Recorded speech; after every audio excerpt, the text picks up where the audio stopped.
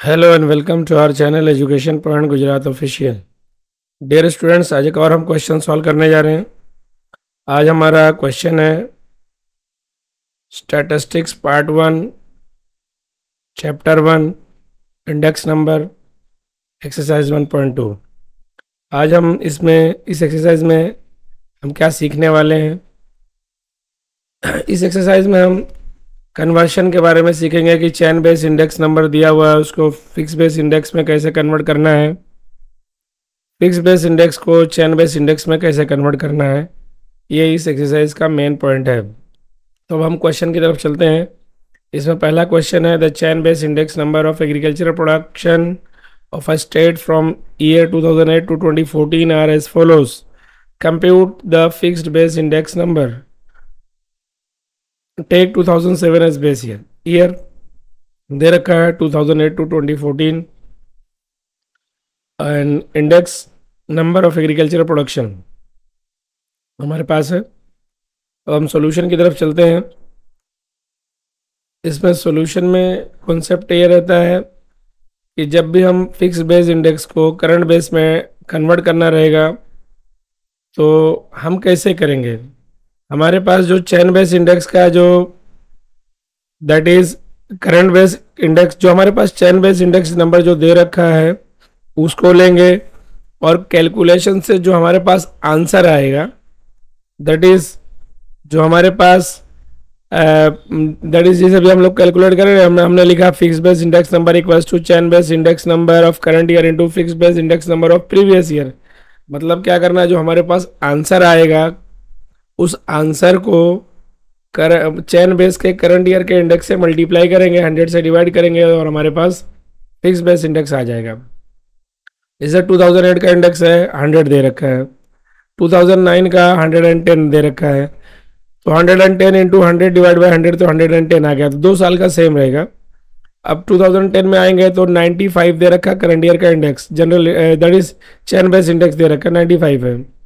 और हमारा fix base index कितना है, मतलब जो आंसर आया प्रीवियस ईयर का कितना 110 है।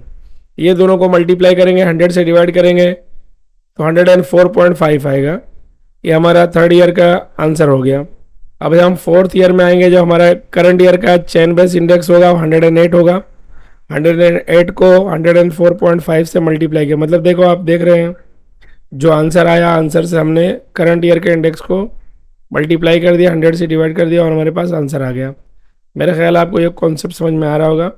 इस तरह से ये पूरा क्वेश्चन सॉल्व किया जाएगा। चेन बेस इंडेक्स को फिक्स बेस इंडेक्स में कन्वर्ट करने का जो मेन पॉइंट है वो ये है कि चेन बेस इंडेक्स नंबर के का जो करंट इंडेक्स दे रखा है उसको फिक्स बेस के आंसर से मल्टीप्लाई कर देंगे, तो जो हमारे पास आंसर आएगा, जो हमारे पास उसका आउटकम आएगा वो फिक्स बेस इंडेक्स होगा। अब हम अगले क्वेश्चन की तरफ चलते हैं। हमारा अगला क्वेश्चन है obtain the chain base index number from the fixed base index numbers given below with the year 2007-8 as the base year for the wholesale prices of machines and equipments। तो year दे रखा है 2008-9 to 2014-15। Index number है 117.4 से लेकर के 134.6 हमारे पास ये इंडेक्स नंबर दे रखा है।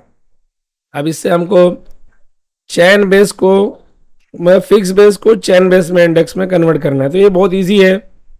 करंट ईयर का जो इंडेक्स दे रखा है प्रीवियस ईयर के इंडेक्स से डिवाइड कर देना। तो पहली बात 2008-9 का जो इंडेक्स है वो एज इट इज रहेगा, और उसके बाद 2009-10 में 118 दे रखा है, तो 117.4 से डिवाइड करके 100 से मल्टीप्लाई कर देंगे। जो रिजल्ट आएगा वो हमारा चेन बेस इंडेक्स होगा। मतलब क्या हुआ, करंट ईयर के इंडेक्स को प्रीवियस ईयर के इंडेक्स से अगर हम डिवाइड कर देंगे और 100 से मल्टीप्लाई कर देंगे तो जो रिजल्ट आएगा वो चेन बेस इंडेक्स होगा।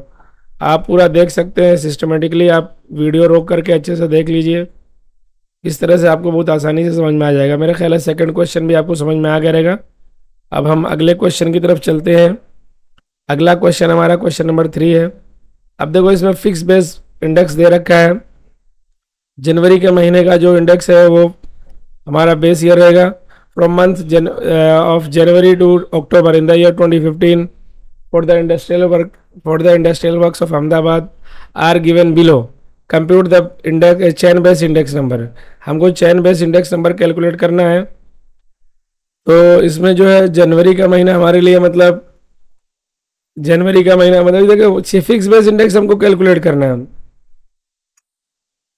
Sorry, fix base index already दे रखा है, हमको चैन बेस इंडेक्स कैलकुलेट करना है। तो चैन बेस इंडेक्स नंबर में जिससे इससे पहले वाले क्वेश्चन को जो हमने कैलकुलेट किया है, क्या करना है भाई, करंट ईयर वाले को करंट ईयर से डिवाइड कर दो, 100 से मल्टीप्लाई कर दो। करंट ईयर वाले को फर्स्ट ईयर का जो रहेगा करंट ईयर को करंट ईयर से डिवाइड करो, 100 से मल्टीप्लाई कर दो, आंसर आ जाएगा।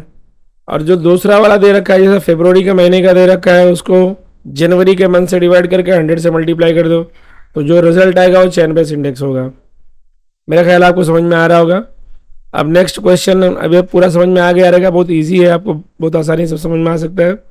अब हम अगले क्वेश्चन की तरफ चलते हैं। हमारा अगला क्वेश्चन है क्वेश्चन नंबर, अब देखो एक बड़ा क्वेश्चन है, मतलब अक्टूबर तक का है, आधा पार्ट उस पहले स्लाइड में था, इस स्लाइड में देखो मई तक का दे रखा है, फिर जून से लेकर के अक्टूबर तक का सेकंड स्लाइड में है। इसमें आपको बार बार वही देखना है, प्रीवियस ईयर करंट ईयर को प्रीवियस ईयर के इंडेक्स से डिवाइड करना है, 100 से मल्टीप्लाई करना, जो रिजल्ट आएगा वो हमारा चैन बेस इंडेक्स होगा। अब हम अगले क्वेश्चन की तरफ चल रहे हैं, क्वेश्चन नंबर 4, और ये हमारा आखिरी क्वेश्चन है इस चैप्टर का, इस प्रोसेस का।